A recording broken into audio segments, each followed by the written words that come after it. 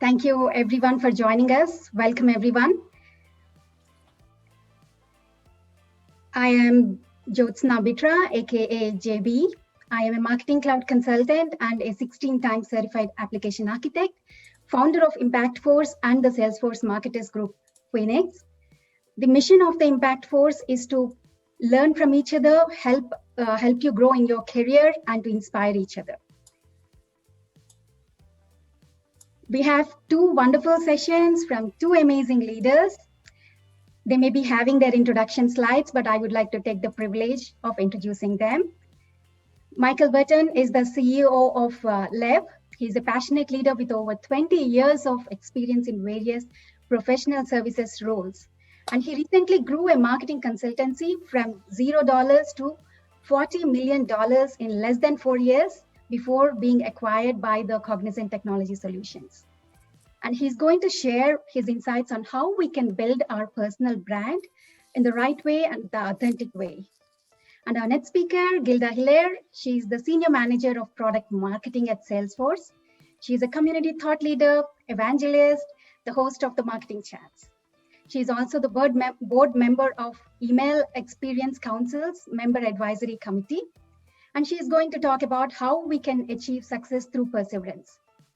I'm so excited and I feel so fortunate to have them today. And I believe you will also feel the same. Some major announcements. As on behalf of the Marketing Cloud Salesforce Marketers Group Phoenix, we are kicking off the Marketing Cloud Consultant Bootcamp starting the 16th of this month. We have done the Marketing Cloud Administrator Certification Bootcamp earlier. And for the Marketing Cloud Consultant, we have a prerequisite to clear the Administrator Certification. So we encourage you to revise the content shared in the Marketing Cloud Administrator Bootcamp sessions. And I would also like to take the opportunity and give a shout out to Guilda, who have been a huge support. And did somebody say swag? We all love swag. So we are going to give away 2 Salesforce certification vouchers to few attendees. And there are 2 ways you could win them. One way will be a duck race, and the next one will be based on a tweet activity. Laurie will be helping me with the duck race, and she's going to send out a form for you to fill in so you can be entered into the duck race. And for the tweet activity, we encourage you to share your key takeaways from this session on Twitter and or LinkedIn. I will also share a few Twitter handles, and I'm also going to post them in the chat window. And I will also share the link to the LinkedIn post. And just a few housekeeping items before we get started. This session is going to be recorded and it will be uploaded to the YouTube channel along with the presentation decks and all other useful resources. I will also share the YouTube channel's link in the chat window in a short while. And if you have any questions during the presentation, please feel free to type them in the chat window and we will try to address them at the end of each session. And now, without further ado, I will turn it over to Michael. Michael, Thanks, I'm so excited to have you today, Michael. I have stopped my screen share. You can go ahead and share your screen now.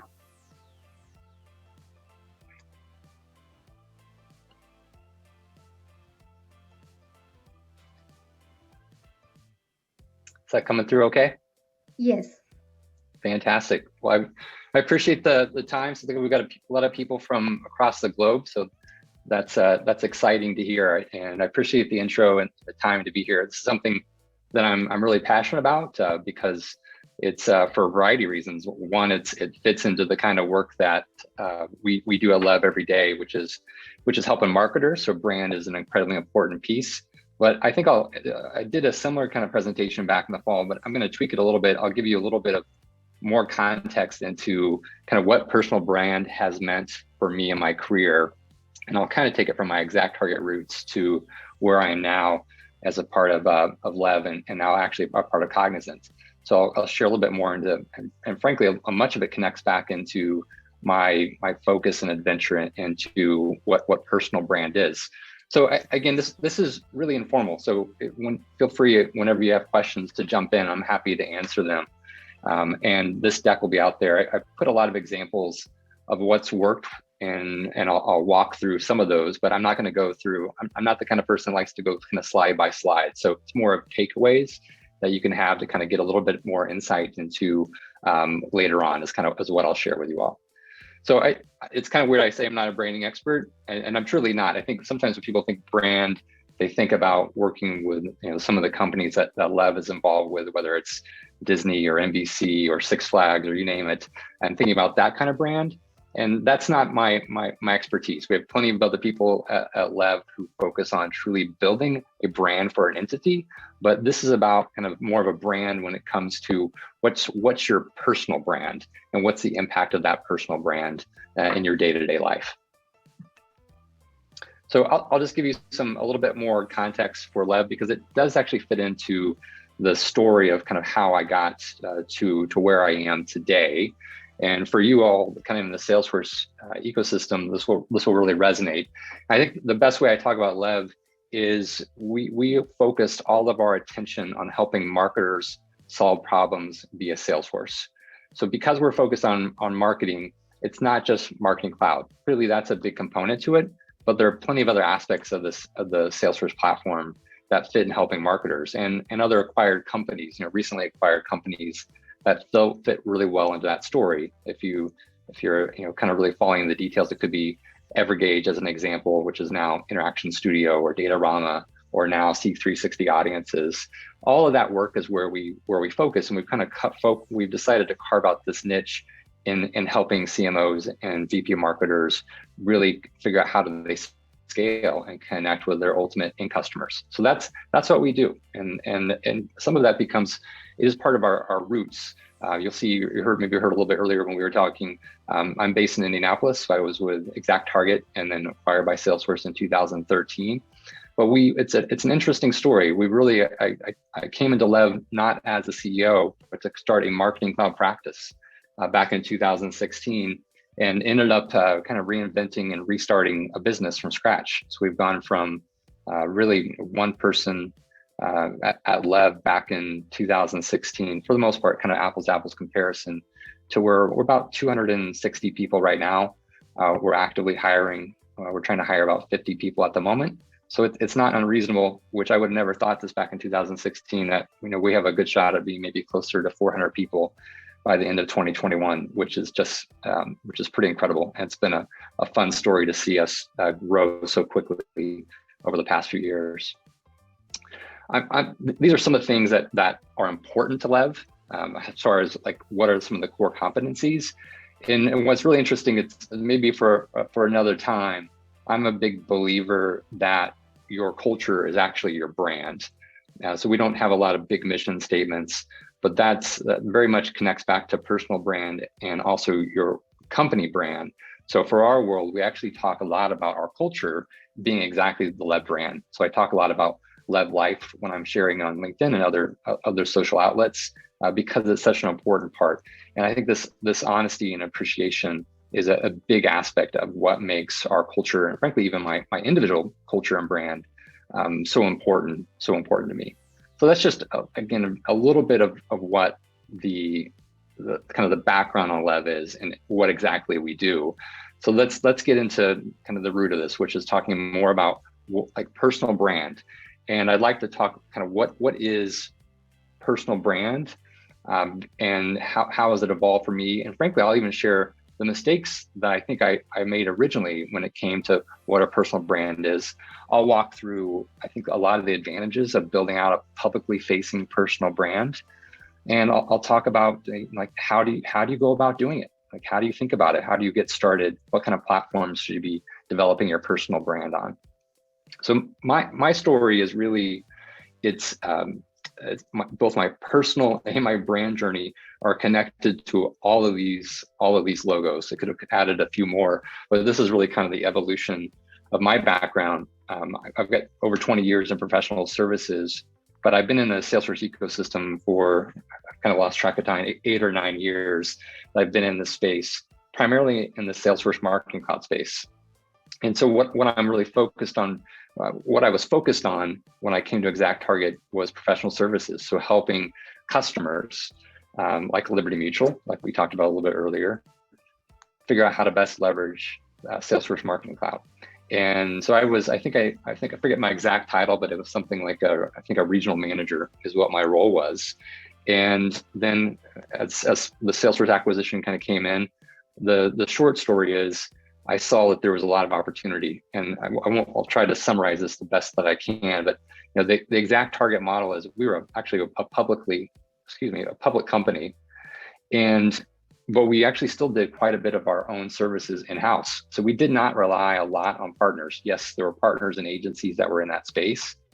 I knew them well, I continue to know them well. But we actually wanted to do a lot of that work directly with the customer.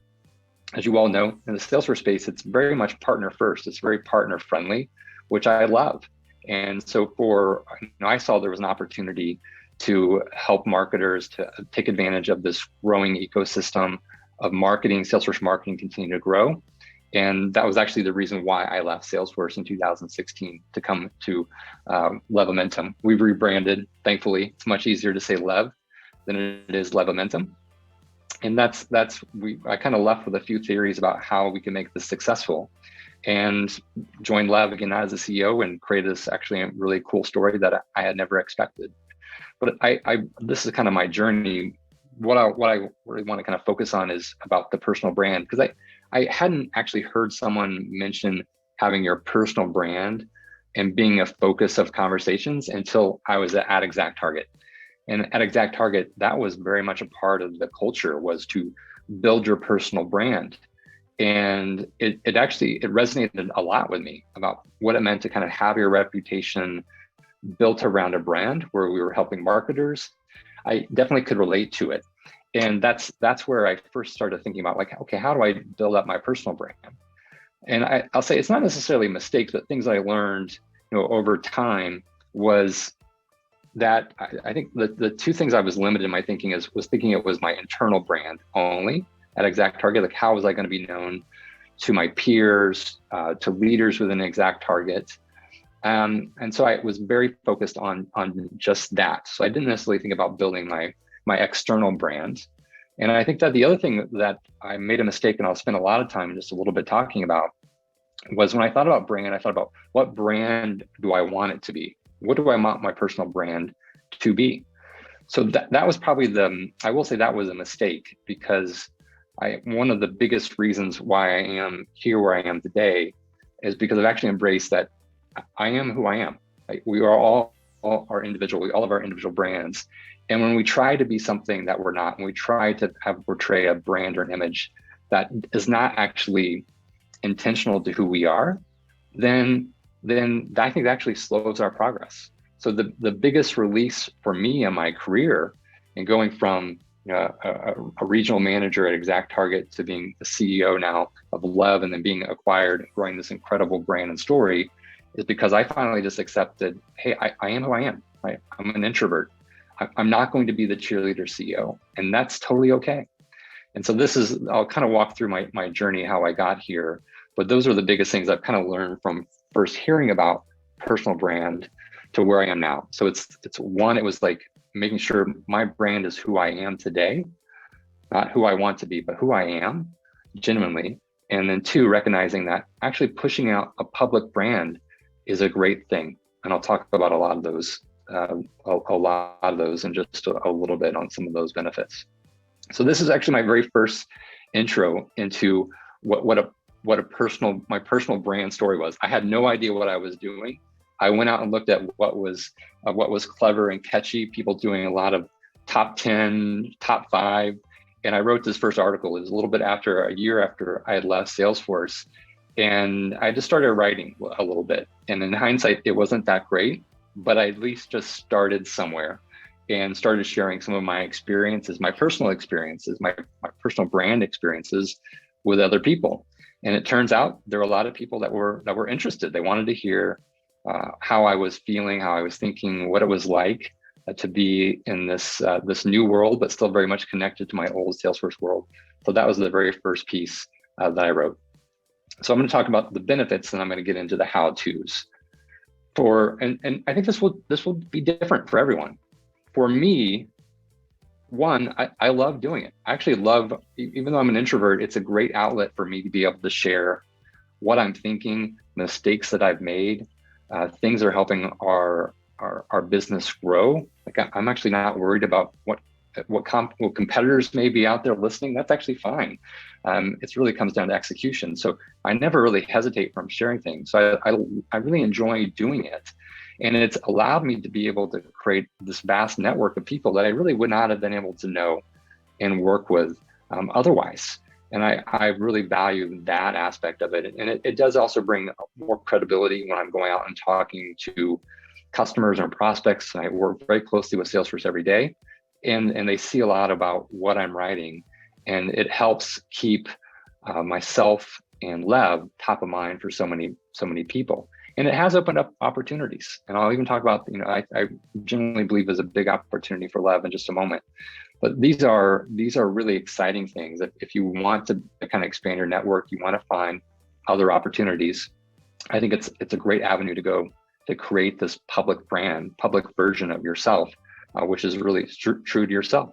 So those are some of the benefits that it has had for me. And then it has been a dramatic benefit to Lev. And I'll tell you this to the side. I don't publicly say this. I started using hashtag #LevLife. I've actually forgot how long I did it, and I did it very tongue in cheek. I'm very close to some friends at Salesforce, and they've had the hashtag Dream Job for many years. And I actually started #LevLife a little bit as I was just kind of giving them a little bit of shit, and it turned out to be something very real. And so it's been fun to see this how we talk about Lev, which is connected back to, frankly, a little bit of my personal brand. And it's been fun to see that. But it does have, even my public brand that I have out there helps drive our business. So it's got all those great benefits for me.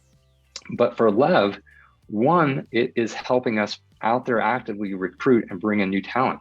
When we're going from really having one person to approaching 300 in just a few years, we're constantly looking for new people. So being able to be top of mind for people that are out in this ecosystem, people that have experience in Salesforce marketing, it's a huge driver for us being able to have that great pipeline. It's another great way to, again, culture. And then from a true helping us sell, because we're so active, and I am so active, that it does keep us relevant and top of mind with Salesforce. I work very closely with Salesforce account executives and the sales leaders up to SVP, who I'm primarily working with every day. And they're seeing what we're posting. They're seeing us talk about Ultraviolet, the conference that's coming up really soon for us. Our customers see it, our prospects see it. And being top of mind in this space is really important because there's a lot of competition. And for me, I'm out there doing something I love, and it keeps us really top of mind. And the last thing I'll say is this doesn't apply to everyone, but for us, when we were deciding to test the market to see where Lev was going to go next, would we raise additional investment? Would we be a part of a private equity firm? Would we look to more of a strategic buyer like Cognizant? What was interesting is that so many of these groups that I spoke with, they were very aware of us. They are very aware of us because of our active posting and my active sharing of what was going on with Lev. So it's not the reason why we're with Cognizant today, but I definitely think it's a component of being top of mind that help kind of drive our growth. So there's this personal benefits. These benefits actually go back to the organizations that you're a part of. That and if you like to go do it, it's just really, it's a win across the board when you're out there talking about your public brand. The key though is, and I tell this to everyone, you can't, and it's the mistake I made, kind of that exact target, you can only build a personal brand if you're authentic, if you are being who you are. So you won't find me personally out there talking, doing videos. You don't see me on Twitter. I've decided that LinkedIn is great for me. It works for me. And I'm just who I am. And I'll talk about how do you become authentic and how do you ensure that. I think that there's a lot of out there that's just marketing and just fluff. And I think you can be really different in this space by just being authentic in who you are. So how do you do that? I think this is the question I get so much. That's great, but where do I even start being authentic. What does that even mean? And I always kind of come back to one thing, which is you have to give. You have to give something. And everything that you're doing, if you're going to go push it out there, you've got to go share and give. I get inundated, and I'm sure you all do as well, every single day with people reaching out. Now they want 10 to 15 minutes. They want to share their idea. They'd love to get some ideas from me about my experiences at Lev. The number one mistake that they make, and this is, I'd say 95% of the time, maybe even 99% of the time, is they never lead with a give. Like, what are they going to give me? Right? They always want something from me. And I think if you want to stand out and you want your message to be really clear, give. You have to give. And giving is very easy. And I've kind of broken it down. And if you look at what I share on LinkedIn, you will see two different, different categories. So I've got my personal side that I share, just things that are top of mind that I'm experiencing in that day or in that week. And I've talked about very dramatic things. I've talked about being fired. I was fired from a company called Compendium years ago, which was such a traumatic experience for me. But so many people, it happens to many people, and no one really wants to talk about it. It's taboo, and it's like, no, it's like, it's real. It happens. We learn from it, and those are great things. I talk about mistakes that I make in my personal and professional life. But I think you will see these two different categories, but it's all about kind of sharing experiences that you have in that part of your life. And on the professional side, I'm also kind of giving. Like you'll see me post about tips, like professional services tips. Like, what does it mean to be in a high growth business? Like, what specifically do we do? Even like, what kind of reporting do we look at? And how do we think about growing our pipeline? Are all things that we really focus on. And but it does continue to come back to give. And what's been interesting for me, and I put this in the recap, the more vulnerable I am and the more true to who I am, the bigger reach I have, because people love that. People want to connect with others that are being their real selves. So I think when you first start, you're thinking about putting out the public brand, just sharing those your own experiences is going to be really critical to being successful. And I put some other things on here, just to kind of think about, being intentional. This is more for kind of for a takeaway, just so you can kind of have in the back of your mind. But I think one is being intentional. I'm going to won't hit on all these. I think the other thing is that some of these are really tactical. If you're active on LinkedIn, when you actually put links within your post, they're not as effective. You'll see me put links a lot in comments, and I'll say, hey, look in the comments. Liking your own content sounds really weird to do that, but it actually gives your boost out to your audience. It pushes out even further, faster than you would expect. And these are just kind of go back when you're starting to write, which I'll talk about writing in just a moment, on some things to come back to, but be authentic and be intentional. I also I shared in the deck that you can go through, what are kinds of examples, because you will see me post a lot of different kinds of content, whether it's kind of pictures and celebrating, just writing specific, just writing, or just putting words out there. And sometimes I'll kind of experiment with different kinds, how much content do I put out there, the frequency. But you'll kind of see, again, kind of a mix of, here's marketing, here's me talking about Lev, here's me talking about different kind of experiences that I've gone through, but it'll just kind of give, and this is one, I also share things that I get. I'm a big Rebecca Black fan. I've been for years. I post her Friday song every Friday to the Lev team. And in return, the team has multiple times gone out to Cameo to have Rebecca Black do specific things just for me, which I share as well. But it's kind of it's a fun thing to go do to be able to take this, be authentic, and share all these great kinds of stories and experiences that you're running into to kind of build up your personal brand. So here's, again, kind of talk about losing my grandmother. This was back in the spring, but that's really, I wanted to give you the kind of detail that I share when I'm out there talking about my personal brand. Again, all back to the benefits for personal reasons and for Lev. So how do you get started? I've talked about being authentic. I've given a little bit of tips on kind of a mix of types of content that you can write, how do you give and be authentic, but really, where do you start? And even before you think about like the platform, you think about what you want to go write about, you really want to think about what do you want to, I guess, what do you want to even do this? Like, it's okay not to want to have a public brand and go to share that, that's fine.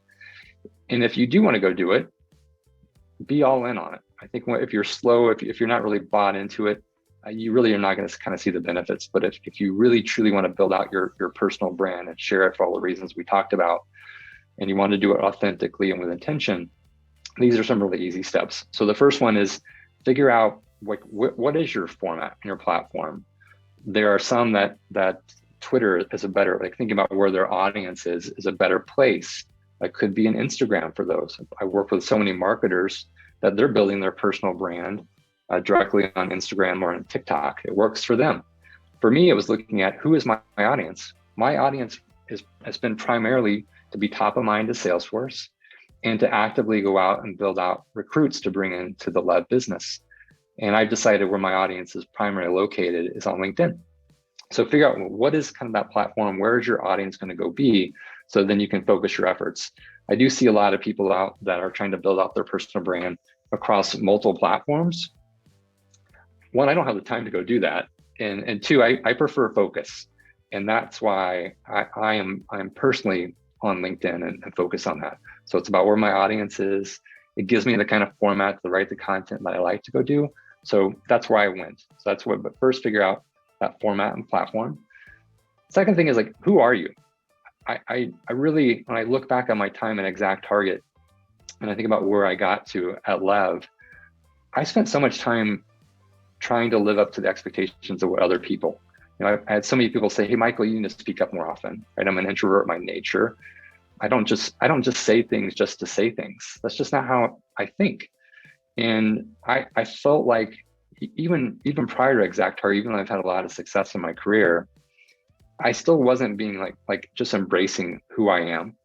I'm quiet. I'm an introvert. I like to think things through. I'm deeply passionate about what I'm focused on.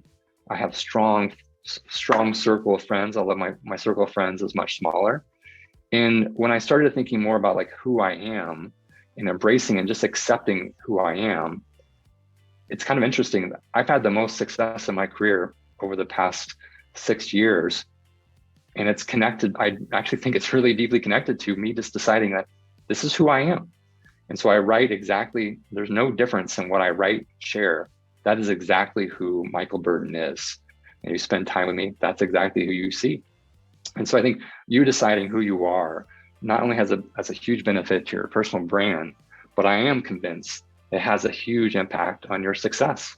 You know, I think about my time at Lev, and I'll give you a little bit more insight.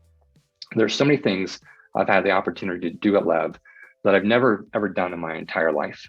Like, I was never in sales. I walked into Lev and was like, shit, there's no one selling. I've got to figure out how to go sell. You know, I was never deeply into marketing. You know, I was never leading a sales and marketing team. I never did channel marketing. I was never the CEO. There's so many, I've never done this before until I got to Lev. And I do feel like that was for me kind of a reckoning of deciding that I am okay with who I am and I can be really good at just being who I am. And so I think it's a big part of when you think about setting out to talk about your public brand is just embracing who you are and not who others want you to be or how they think you should, how you think they should be. And then start writing. Right? I think it's you find that format, you decide who really understand who you are, and then you start writing. And you start writing by giving what's important to you. And I think being intentional and giving is going to be critical to your success and building out your public brand. So key takeaways, kind of just like to kind of hit these things again and again. Decide if you want to build that brand. You know, be authentic. The more vulnerable, the more open you are, the more that you're going to have a reach. Be intentional and enjoy this whole process. Because for me, I would have never expected that I would be where I am today and kind of having the impact that I'm having, not only on building this incredible business with Lev, this great group of friends, but just also just the success with the kind of customers that we're working on a global level. It's pretty exciting. And it does, I truly believe it comes back to this commitment to developing this public brand as one of the reasons why I'm talking with you all today. And it's been a really fun journey. So these are, again, some things that I'll hopefully kind of leave you with and kind of get an understanding of how I got to this point. I'm trying to think if there's anything specific. I think the one thing I actually was thinking about, sorry, is kind of the back of my mind. It was asked last fall when I talked about this, and someone asked me, like, what if the kind of company that you're working for may not support you being open and vulnerable? And that question still bothers me. It doesn't bother me that person asked the question, but it bothers me that there are organizations that will feel uncomfortable with their team being open and vulnerable. And I'll give you the same answer that I gave then, is like, you got to decide if you want to be at a company that's not going to accept you for being who you are. For me, that would never be acceptable. If someone from Cognizant said to me and said, hey, you probably are being a little too open and vulnerable, I would be asking, is this the really right place for me? This would be just me being very direct. That's not what I get from Cognizant, but it's something that I think some people are worried about sharing that public brand, and does it have an impact to them? And I would say, you all know the space that we play in. There are many, many, many opportunities, and there are so many great partners and customers that are looking for incredible talent. There are places for you to be, that you can be exactly who you are, and have a tremendous amount of success. So that was important for me to kind of call out, because that still sticks with me back from the fall, that kind of question being asked. So hopefully that's helpful. Hopefully it gives you a little bit more insight into my career and personal brand. And I'll stop there. Again, we'll share this so you can see more of the examples and some more of the details. But hopefully that was helpful. JB, any kind of questions you want me to start to tackle, or what kind of format would you like for answering questions? Yes, Michael. Firstly, it was so amazing, well-structured presentation. And I love everything that you have shared. Before you get anything, give, and keep giving. I really love that. And the many ways that you have shared about giving. It can be sharing the challenges that we might have faced, the lessons learned, and the setbacks we might have faced. And it is so inspiring to hear your story, and to see you grow a company from $0 to $40 million in less than 4 years. That is so amazing. That brings to my first and favorite question. What productivity tools do you use to increase your efficiency and to make sure that you're able to do the things effectively in a short period of time? Yeah, years ago, before I even kind of get to the tool, it's more of kind of like the framework in which I tackle my day-to-day business. Years ago, I picked up a book called GTD, Getting Things Done. And it was about how do you organize your year, your month, your week, your every day, and how you process your inbox. And inbox doesn't mean just your email, but even things that are in your head. How do you get them out of your head? And so GTD is a framework, and I would encourage you to take a look at it. It doesn't work for everyone. For me, it's worked really well. And then I've used different types of tools to go execute that framework. Evernote was something I used for a long time. And then I'd say over the past 6 or 7 years, my favorite tool that I use now is Todoist. And it's because I can access it anywhere. It's on my phone, it's on my computer, it's on the web. And that really allows me to keep track of everything I'm working on. And every day, yes, I've got many different tasks that I work on, but I always know, like, what are my top 3 things that I want to make sure I get done that day. But this is a great way for me to keep on top of my day-to-day. I'm obsessed with Todoist. I think I'm on the 1% of the users, the power users of Todoist. I live and breathe it every day. And it really, a lot of ways, it becomes my brain, extension of my brain. I use it both for my personal life and my work life, but it's hands down my favorite tool.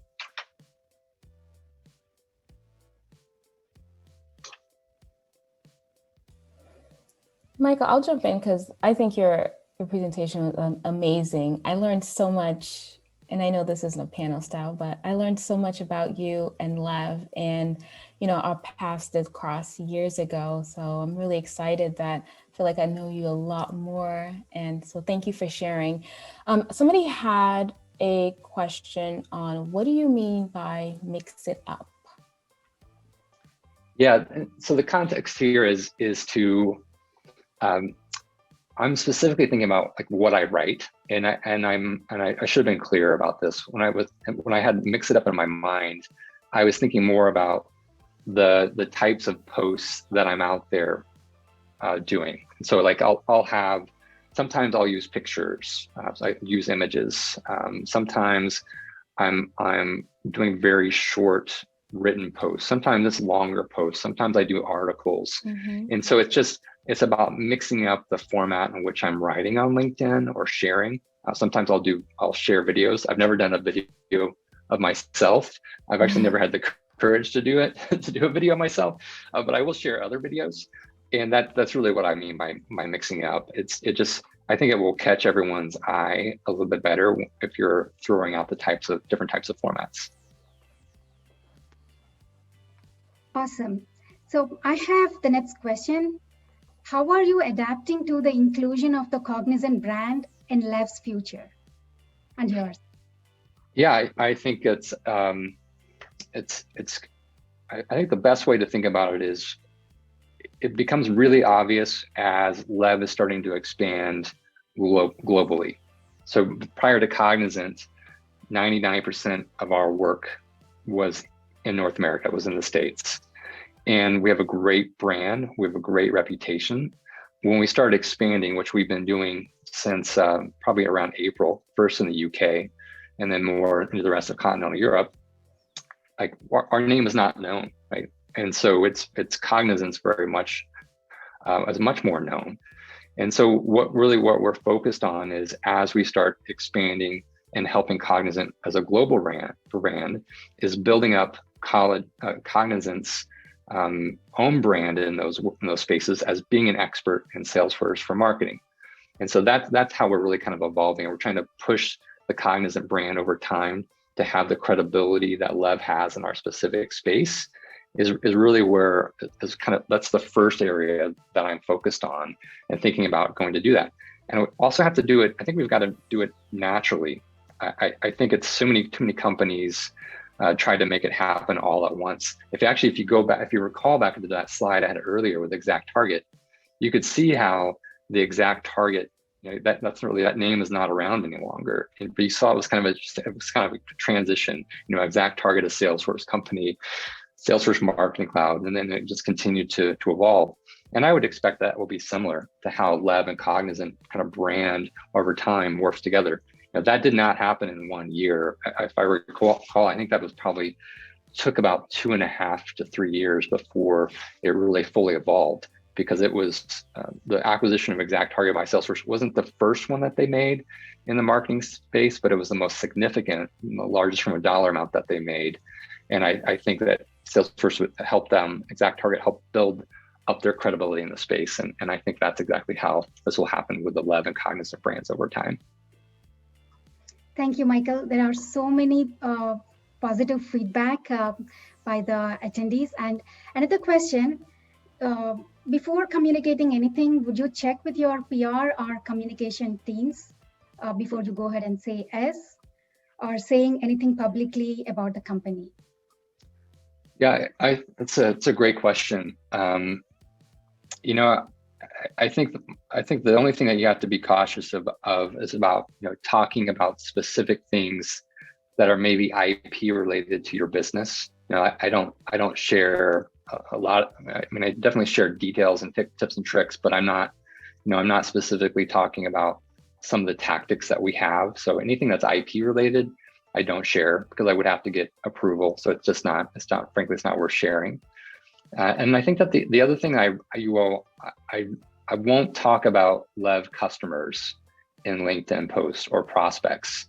And I think as long as you're staying away from talking about the specifics, details of the business, I'm never talking about our numbers, our financial numbers. I'll talk about growth rates, but I won't talk about our specific financial numbers. I won't talk about customers. I won't talk about IP. As long as you're kind of staying away from those areas, you're fine. and you continue to kind of grow your build your personal brand that way. If you here's the thing, I'm just giving the facts, the truth. Like if you ever go ask for something, it's so easy to ask your PR team or legal team. They're going to be ultra conservative and protective. So you can almost pretty much guarantee if you're going to ask for something, the answer is going to be likely no. So think about it that way. If you're going to ask for no, it's very likely to be no. So just kind of keep focused to yourself and talking about it without sharing those details, and you'll be fine.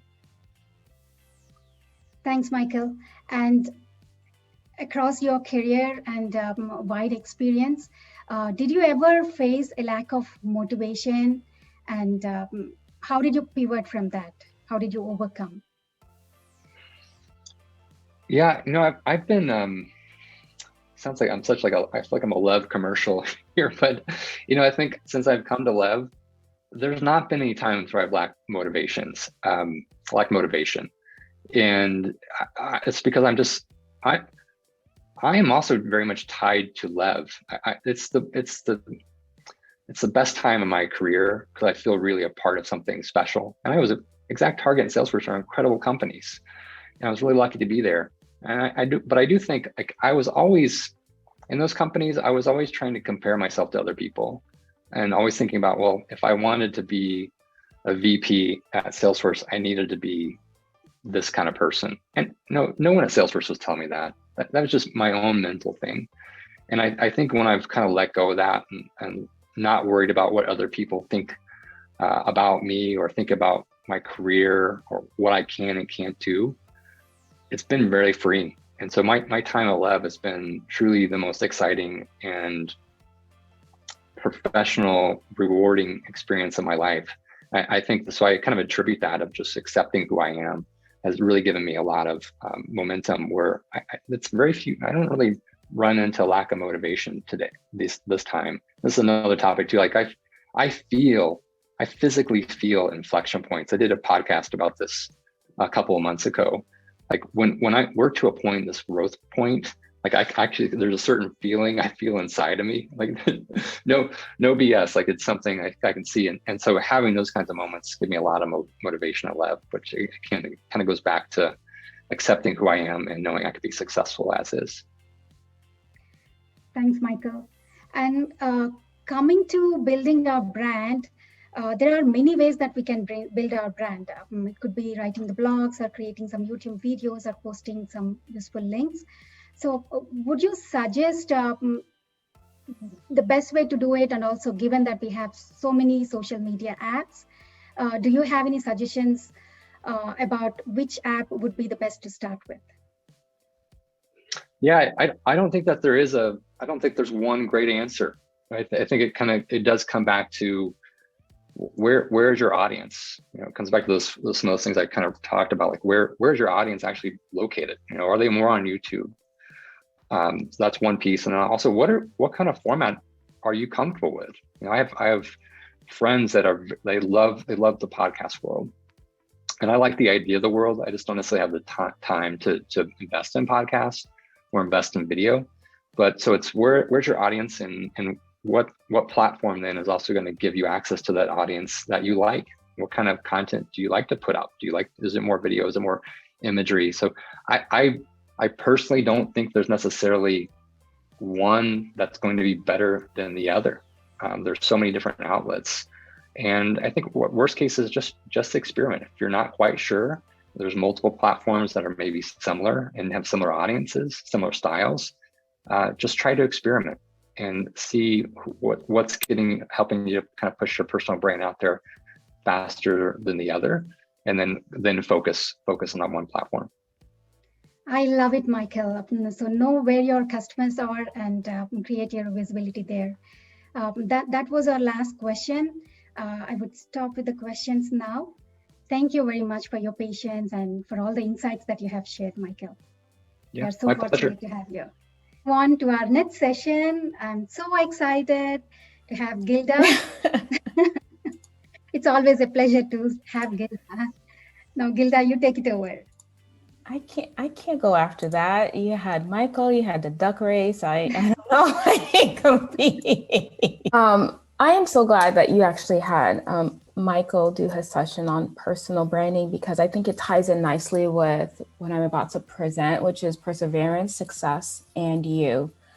I think both go hand in hand. And, you know, as Michael was talking, I was like, wow, he touched on a lot of what I'm about to present today. And he persevered through all of the roadblocks. He continued building, he continued networking, he continued to be a better version of himself.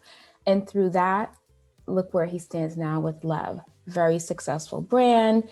He's well known in the community, and it's all because he never gave up. So hi everyone, my name is Guilda Hilaire. I am Senior Product Marketing Manager over at Salesforce. I have about 15-year experience with Salesforce, which goes all the way back to the lovely days of ExactTarget. One could call me an email marketing nerd, but it's actually a digital marketing nerd. I love all things email, all things technical, all things IT. I am a runner. I love to travel, and I am a foodie. My expertise is around email marketing operations, specialist, platform governance, campaign analytics. And I'm also known in the community as the handler. I love connecting people. I love my Trailblazer community. I love amplifying others' works and participating as much as I can and just being helpful in the community. Today, we're going to talk about perseverance, right? We're going to talk about what is perseverance.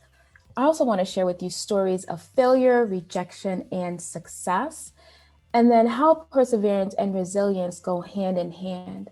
I also want to talk about the 5 things resilient people do and some key takeaways for you to walk away with so you can implement in your day-to-day.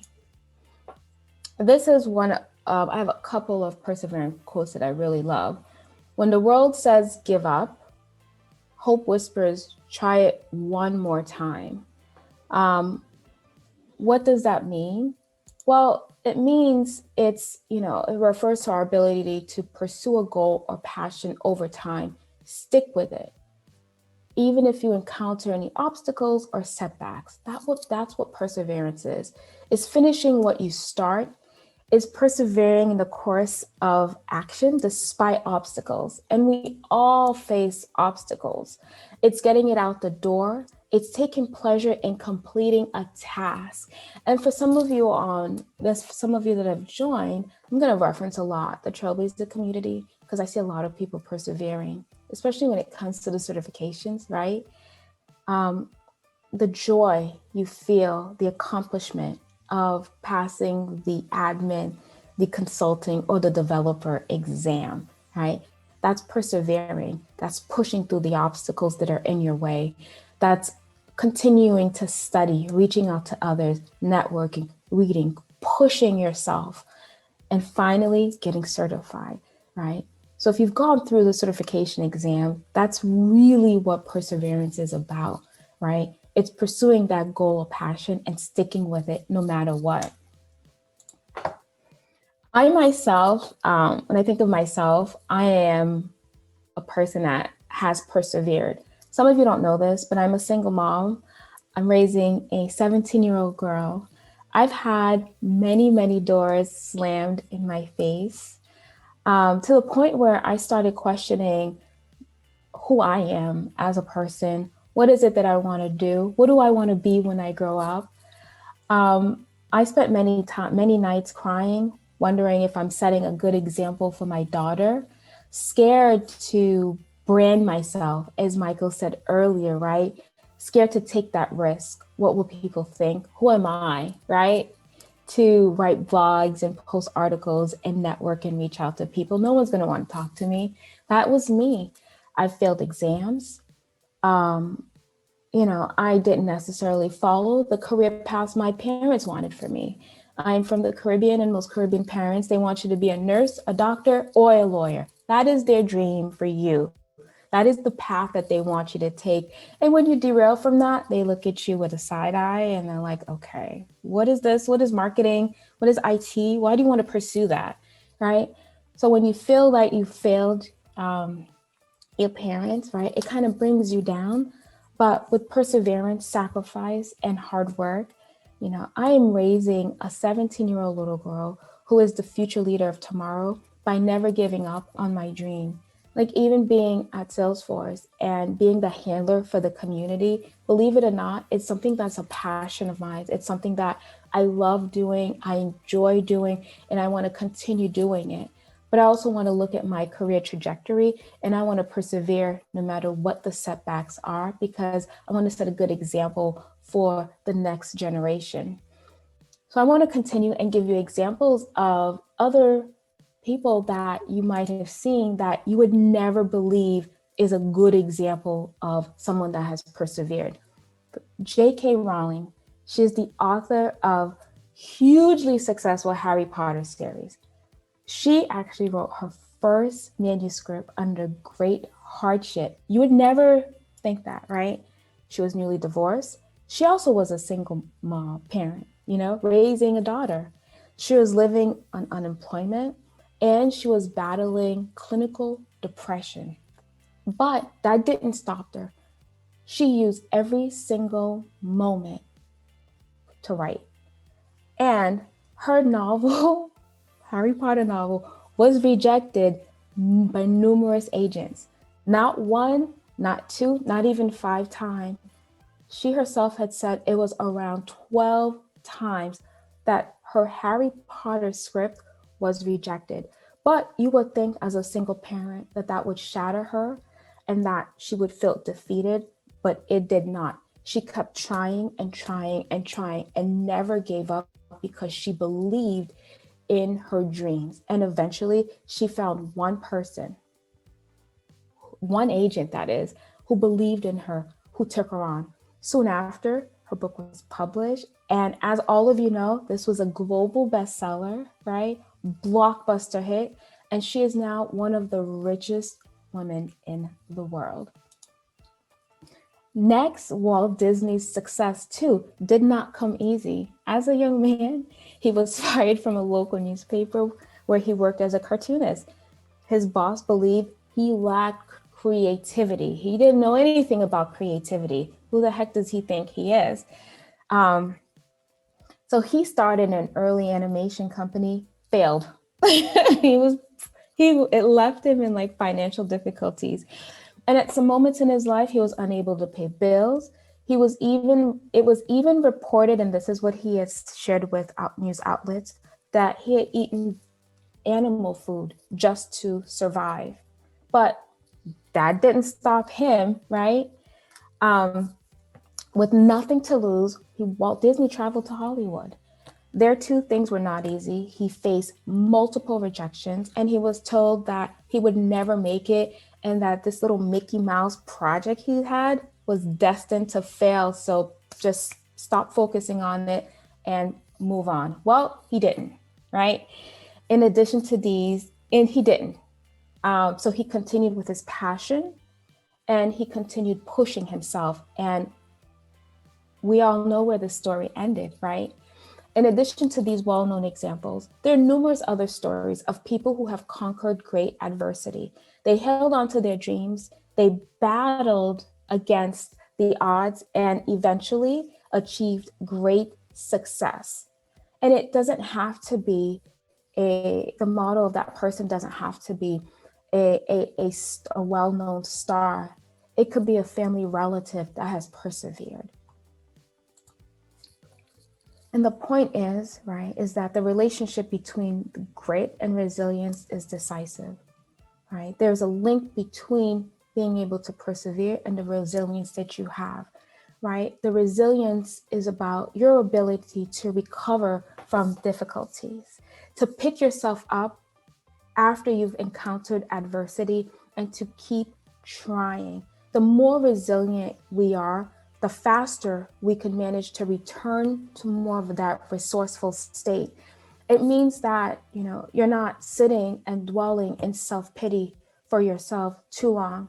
It means not attacking yourself. And I, for one, I've done that before, where I would self-blame, I would self-sabotage my own thoughts, right? I would doubt myself, right? I would tell myself, I will just stop. You're never going to, right? You didn't do this, right? It means stop doing that, right? Perseverance and resilience, this is our ability to learn from our failures and keep going at it and not letting that stop you from being the best that you can be. But there's about maybe 4 or 5 things that we must do that I've always pushed myself to do. And even when I started this, I told you guys, my passion is the community. It's working with all the amazing people that are on this call. First, follow your passion, right? And we'll use Michael as an example. He followed his passion. He knew exactly what he wanted to do, what his heart was. And he saw, and you guys, this is a part of another slide, right? He saw this vision, right? So it entails discovering what that core passion is. It involves curiosity. It involves trying new things. It involves experimenting and actively seeking to develop and stay within these interests. Don't let anything derail you from that. If your passion is, I want to be the best developer out there, I want to be the next CEO, I want to be the next best chef, don't let anything stop you from that passion, right? Experiment,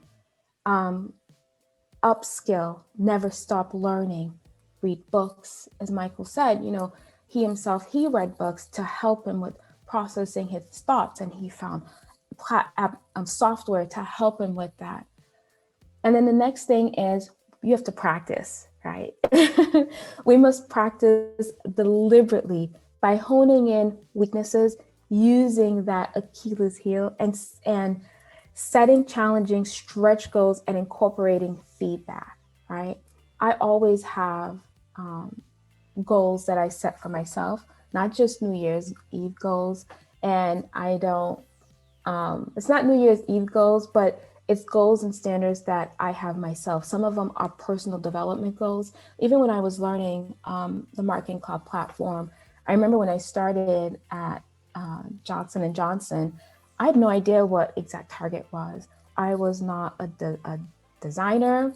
I never used Adobe products.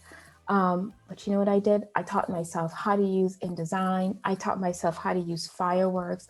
I taught myself how to build emails by practicing all the time. Every free space, every opportunity that I had, I continued to practice. I continued to read. I continued to attend webinars. And at the time, 15 years ago, social media wasn't what it is today, but I found, articles that Adobe was posting on some of their suites, and I read and I attended events so that I could teach myself and practice on this newfound skill and passion of mine so that I could be better at it.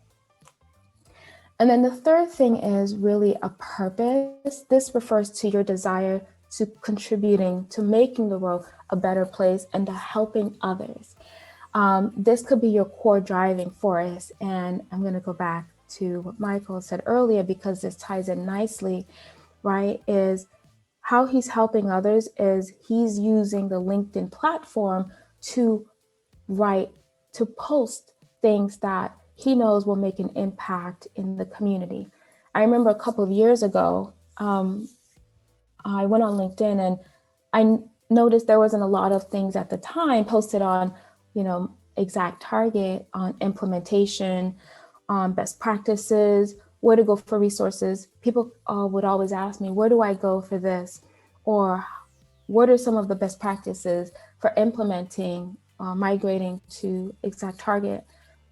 And I thought, you know what, Guilda, take a chance, write a couple of blogs on this, how to hack, right? And I took a chance, not knowing. I said, maybe you'll get like 3 people to read it, but you helped 3 people. That's 3 more people that you helped that you didn't help. So I took a chance, and I wanted to make the community a better place by sharing things I know that would help them maximize or upskill or just, learn how to do X, Y, and Z. So I wanted to make the community a better place. I wanted to help others. That was my purpose. And it went back to my interests, and it went back to what I practice. So I took all of that and I shared it out in the community. And you can do the same thing as well. The fourth is hope.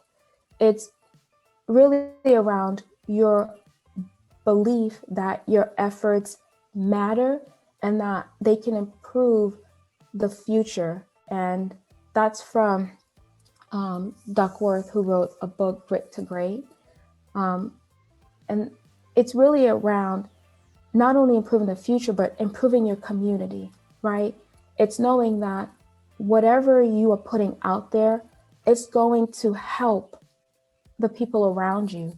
It may be one person that it's helping, but just know that you've helped that one person. And the final ingredient is growing. And I want to talk about that a little bit further. And I found this one a couple years ago, and this has helped me understand as you grow within, your personal growth, there are things that you cannot control, right? And there are things that, because you can't control them, it is ineffective to focus on those things because they will decrease your ability to influence. They will decrease your ability to grow and impact the world and impact your passion, your interests. All other people. You can't control other people. You can't control time and events. We think about COVID. We couldn't control COVID, right? We can't control it now. We can't control economics. We can't control the weather and season. I was saying early on the call, I'm from Boston and it snowed on Sunday. It snowed all day Sunday. It snowed all day yesterday. It's snowing this upcoming Sunday, and it's snowing practically every day next week, I think, except Wednesday. I can't control the weather and I can't control the season. I can't control harm or illness or world ignorance. Those are things that are outside of your control. And those are things that, you don't want to focus on, because if you continue to focus on and you allow those to impact your mental ability, your passion, what's going to happen is that it's going to bring you down, right? It's going to stop you from trying. It's going to continue to impact your failure. So you want to make sure that the things you cannot control, you don't continue to focus on it. These are the things you do control in your internal self, your reaction to others, your own behavior, your personal beliefs, your plans, not the outcomes, because we all can make a plan to take the exam tomorrow, but if you can't go to the site to take the exam if there's a storm, right? So that's what I meant by you control the plans, not the outcomes. And the outcomes can go back to the external things that you can't control, your chosen priorities, your own decisions. Those are all things that you can control. And these are the things that increases your ability to influence the world around you and to influence your growth. What I mean by reaction to others is going back to the certification or even learning a new skill. I remember when I was in Johnson & Johnson and I was teaching myself how to use InDesign and Photoshop. And I would make little creations. And I remember there were a couple of people at work that said, "I will stop trying. You're never going to get it," right? I can control what I hear from others' behavior. And it's up to me to shut out that negativity so that it doesn't impact my ability to grow and to pursue my passion, right? So that's what I mean by the reaction to others and their behavior, right? And your preferences. Your preference is, what do you want to be? It's that question, what do you want to be when you grow up? And your chosen priorities. These are all things that you want to be able to get a handle on and decide how are you going to manage each and every single one of those as they impact your growth. This is things that you can influence, right? With the external world, your conviction, your determination, your knowledge, nobody else's knowledge, right? Your persuasion, your passion, right? And examples that are around you. When it comes to knowledge, there are so many different platforms out there, from Trailhead and, and other offerings, that the knowledge you have and the knowledge that's going to help you impact the community, it's up to you to take it to that next level, right? It's up to you to continue to build on that skill that you have. You have that passion. That passion is in you. It's not in anybody else. Nobody can control that passion. And you take and you have that conviction, right? That determination that says, I am going to X, Y, and Z. And going back to what Michael said, I actually did a screenshot of it.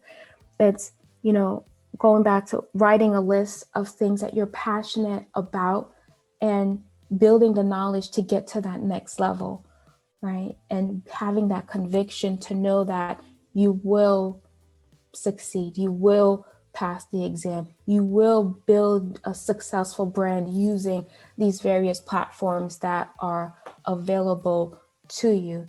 So these are examples of things that are internal inside of you that you can use to influence the world around you, your community, your friends, your family.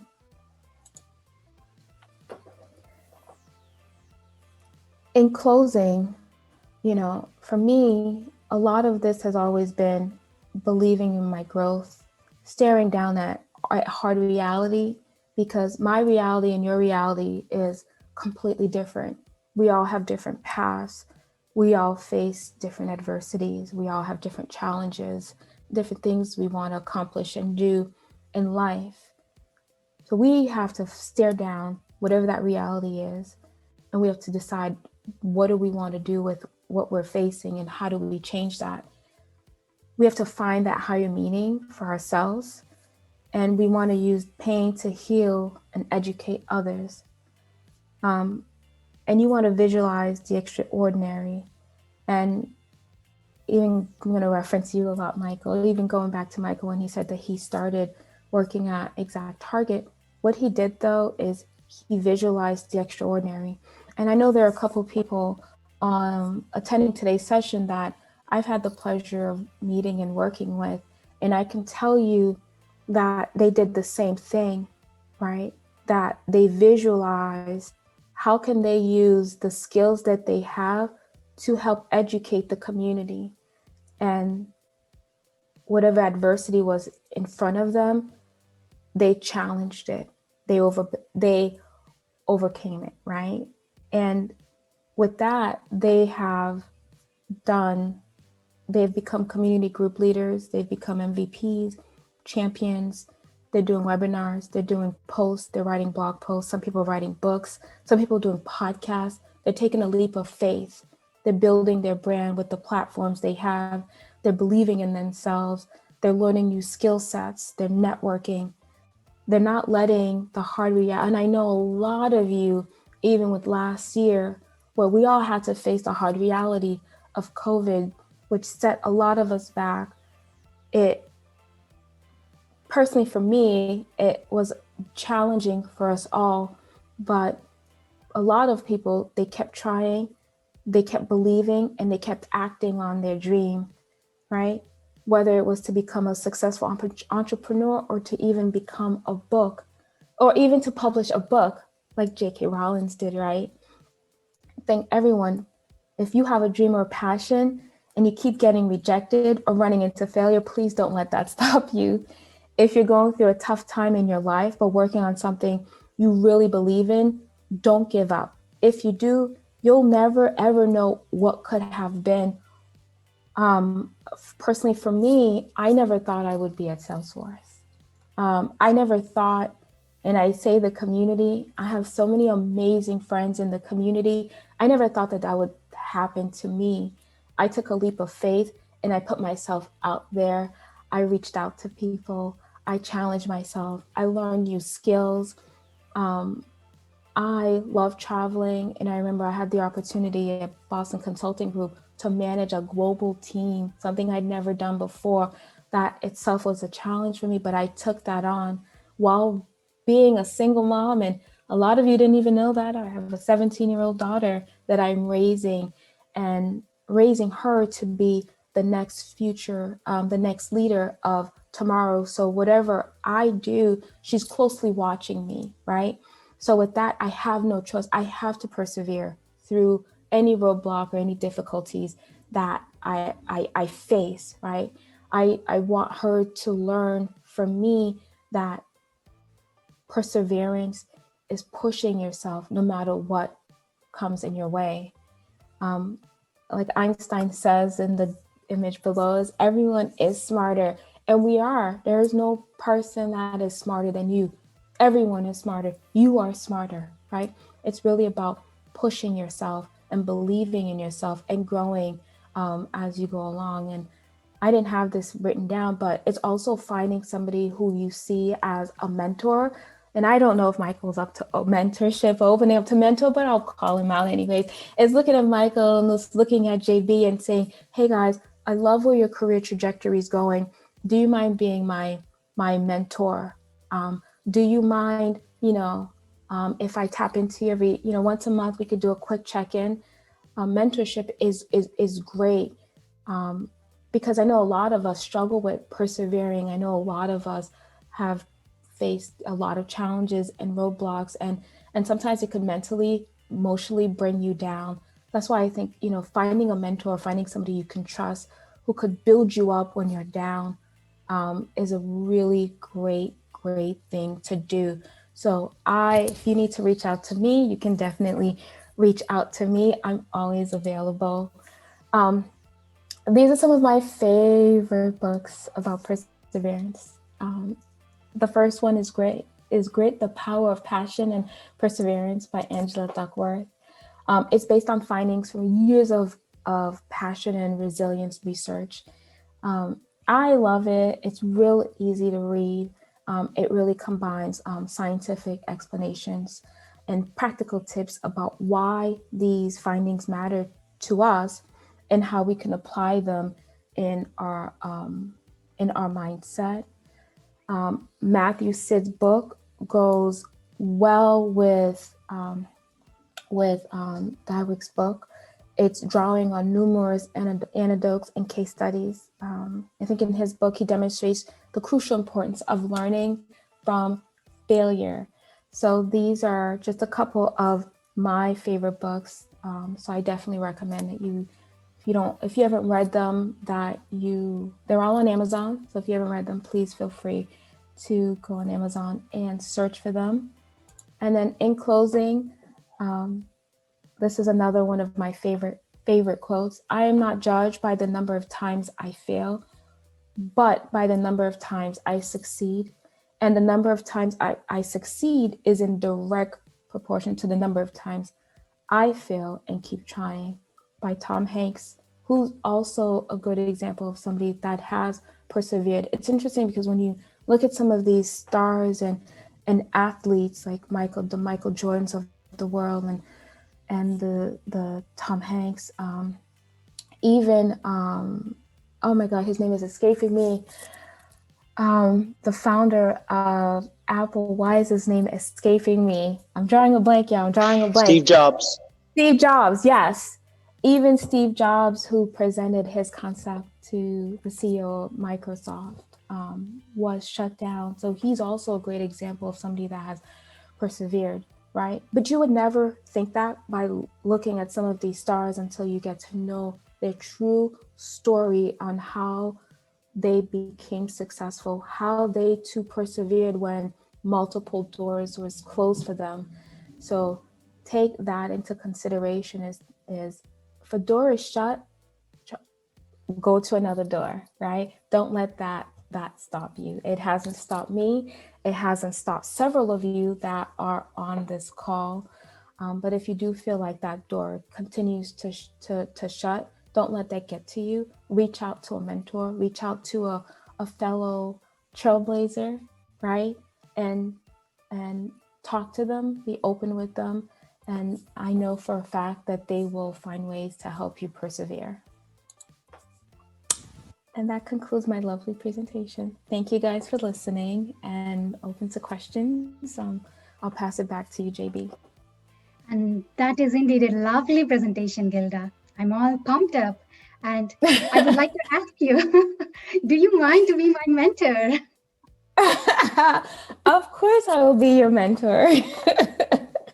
I'm sure you're always available to the community and you're helping the community a lot. You're always up for it. And I really love many of the things that you have mentioned here. Sticking to our goals and passions despite of the setbacks and challenges is no easy task. And it's not easy to get to where you are today. You both are true examples, and we are so fortunate to learn stories and learn from them a lot. And I can say how much I love the quote you mentioned at the very beginning. You never know how strong you are until being strong is the only choice you have. That truly is inspiring. And then another one you mentioned, know your circle of influence and try to focus only on the things that you can control and don't waste your energy on something that you can control. That would be a key takeaway for me. And for all those who joined today, regardless of whether you are going to win the swag or not, I think attending the session itself is a great win. For me, I have so many takeaways. I believe you also have a lot of takeaways and you all agree with me. And good news, we have it recorded and we're going to upload it as soon as possible on the YouTube channel.